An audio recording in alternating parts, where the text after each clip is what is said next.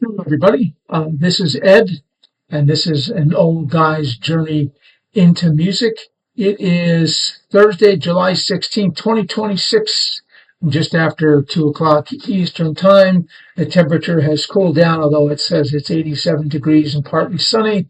I'm not sure if I quite believe that.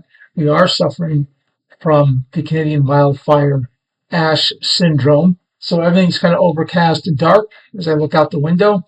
Um, so you have to kind of take that all with a grain of salt. So what's happening today is I'm still working on setting up a better podcasting situation, video podcasting situation.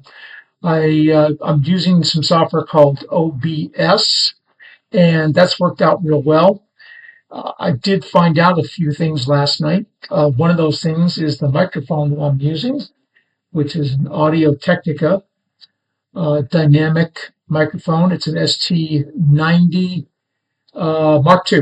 That's what it is. I used to use these for Blue Plate Radio, Talking Jazz Live, which was an audio podcasting program I used to run at Blue Plate Radio many years ago. And that's when I was interviewing people like Boney James, Peter White, and many other people. So I've still got those kicking around. The good news is that I've got a lot of settings straightened out, a lot of things straightened out. Not so good news, I'm not sure if the Audio Technica ST90 is going to work out for me, so I have to look at that further. Part of that was the distance between me and the microphone. So what I did was I ordered a better microphone stand. This is part of it. This is the base. If I drop this on my foot, I would probably at urgent care. It's that heavy. I tried to weigh it on the bathroom scale. Couldn't find the bathroom scale. Can you find yours? Probably not. So I have no idea how much it weighs, but it's definitely hefty. Definitely heftier than a bass guitar. So you don't want to drop a bass guitar on your foot, and you really don't want to drop that on your foot. What I also did was part of the purchase included all these different parts and things I have to assemble for the mic stand. This is what it's going to look like when it's assembled. There we go. And this is the SSL2 device that I purchased, used, and on the back is all the inputs and things for it. And I got this for a deal for about $50 online. So, and I made a mistake when I purchased this. I thought this was the SL2 Mark II. It is not. It is the Mark I. So, and maybe that's why it was cheap. I don't know. But it seems to work perfectly fine.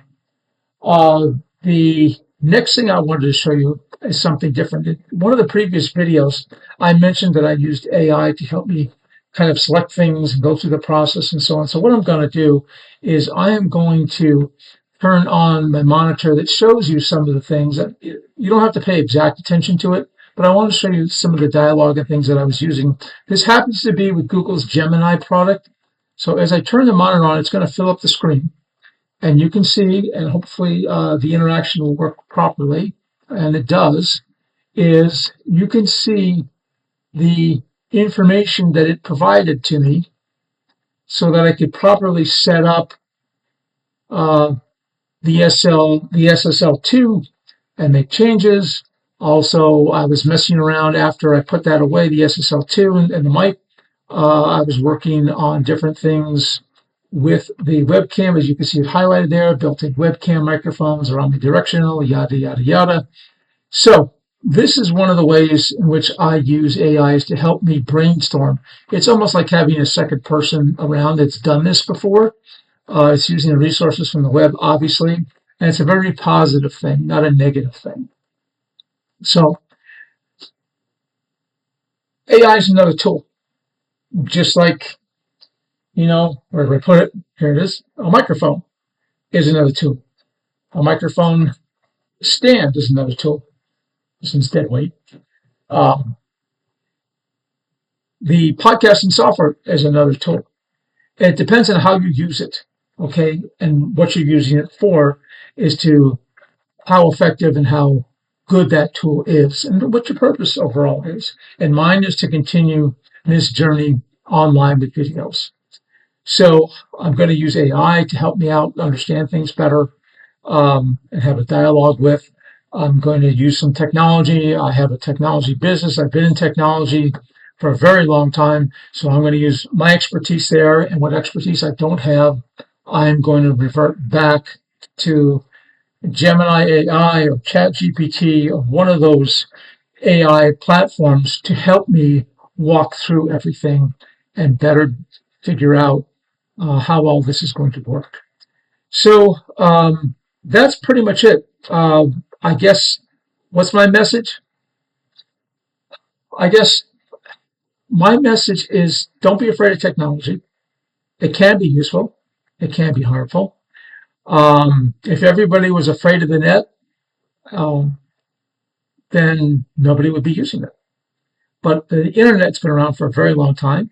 It's got its good sides and it's got its bad sides. And AI is the same thing. Again, depending on how we use it for. Don't be afraid to go to a jam and get beat up. Certainly, I've done that multiple times. Um, Quick story: I went to a jam early on. I asked my bass teacher at the time, "Am I ready for a jam?" He said, "No." I said, "Okay." I went anyway. Sat and listened. I didn't go with my bass. I sat and listened, took notes, tried to figure out what was being played, came back with a list of songs, and I said, "Here, help me learn these songs." I learned every one of the songs, got them all down, went to the jam. Right after I learned all those songs, the house band played every single song I knew. I was stuck, but I went and I played anyway, played a bunch of root notes, sweat like you wouldn't believe, nervous like you wouldn't believe, but I got through it. You have to be willing to put yourself out there to make progress, you know, and you have to be willing to take a chance on some things. You know, legitimate chances. That doesn't mean, you play around with knives, you play around with fire. What I'm talking about is you take a chance on yourself and pushing your limits so that you can go further as a person, as a professional, if that's what your goal is, and make a better life for yourself and for your family. So these are part of the things that I'm doing.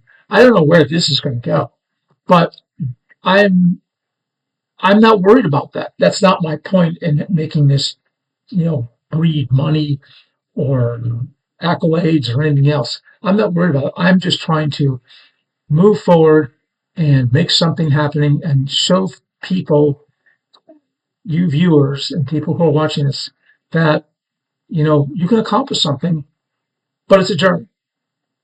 And you can get there if you keep scratching away and trying to make a difference for yourself and trying to make a difference in the things that you do and your life in general. So keep trying new things, not dangerous things, but definitely keep trying things, and you'll find out that you have the capacity to embrace things you didn't think you did before. It's only been probably 6 months since I've been working really closely with AI, and I've really gotten to feel it. What has it done for me? I'll tell you this. I can speak more concisely. I can definitely write more concisely. The grammar tools in email are not picking up the mistakes it used to. So I know I've made progress. My thinking's more focused. So if my thinking's more focused because I've been focusing on how to communicate with AI, then my communication with people is going to be more focused, more deliberate, and I would think more honest. Not that I'm dishonest, but it's going to be a more honest representation of what's going on in my mind and what I'm trying to communicate. So think about that, because I've been thinking about it a lot too. So if you can, leave a comment. This is unfiltered, unedited, sometimes unhinged, but that's the way it is. It's unsponsored. I'm not asking for donations, but just leave a comment. If you like what you hear, if you don't like what you hear, that's fine too. Again, this is Ed, and this is an old guy's journey into music presented by Blue Plate Radio Entertainment. Enjoy your day.